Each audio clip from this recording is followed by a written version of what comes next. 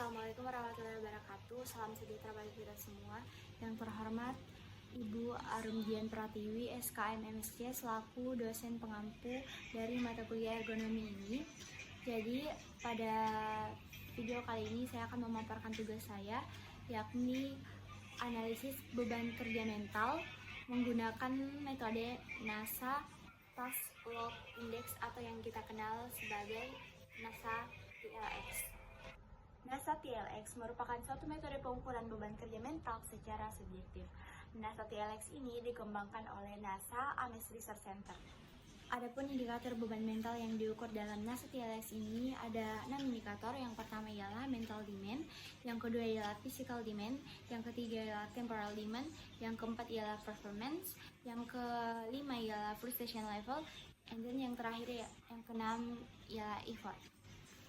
Selanjutnya saya akan memaparkan hasil analisis saya terhadap responden saya yang dimana seorang pria yang berumur 28 tahun yang berprofesi sebagai front office di salah satu rumah sakit di Kota Kendari ini. Nah, kita masuk pada tahap yang pertama yaitu tahap pembuatan, dimana mental demand yang saya dapatkan ada 3, physical demand yang saya dapatkan sebanyak 2, temporal demand ada 4, performance 0, dan effort ada 5, dan yang terakhir ialah frustration level ada 1. Selanjutnya kita masuk pada tahap yang kedua, yakni pemberian rating, dimana pada pemberian rating ini sama sebelumnya ada 6 indikator. Yang pertama itu mental demand. Jadi mental demand itu seberapa besar usaha mental yang dibutuhkan untuk menyelesaikan pekerjaan ini. Nah, pada bagian ini responden mengisi 90. Dan yang kedua ialah physical demand, yakni seberapa besar usaha fisik yang dibutuhkan untuk menyelesaikan pekerjaan ini, di mana responden mengisi sebanyak 50. Dan yang ketiga ialah temporal demand, yakni seberapa besar tekanan yang dirasakan berkaitan dengan waktu untuk menyelesaikan pekerjaan ini.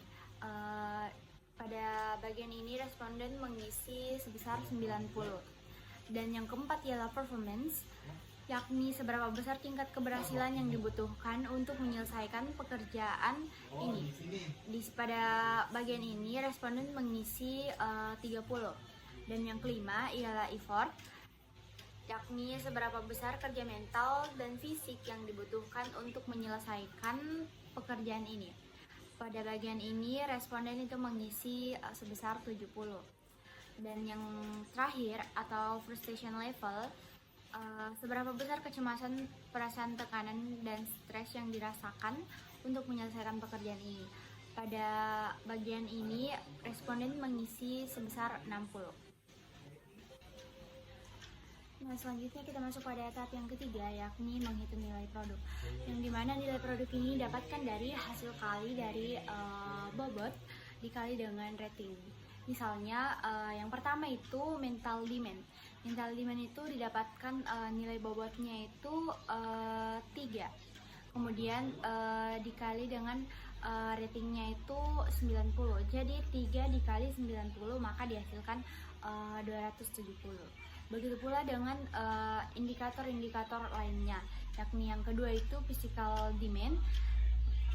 Itu didapatkan dari hasil kali bobot juga dengan rating.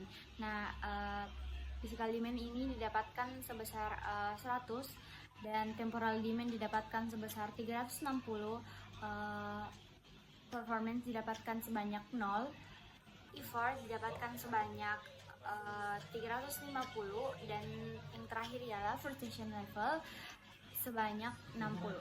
Nah, kita masuk pada tahap yang keempat, yakni menghitung wake workload, di mana wake workload ini atau yang disingkat sebagai WWL ini cara mencarinya itu yakni sigma WWL itu sama dengan sigma produk.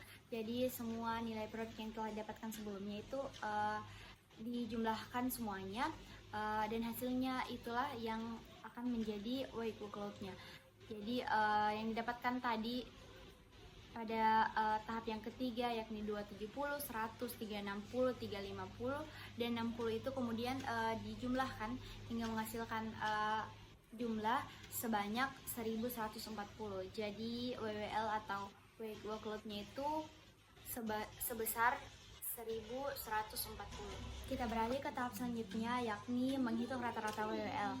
Jadi pada tahap ini cara menghitungnya itu dengan rumus skor sama dengan sigma produk dibagi dengan 15. Jadi sigma produk atau disebut sebagai weight workload yang sebelumnya itu kita dapatkan 1140,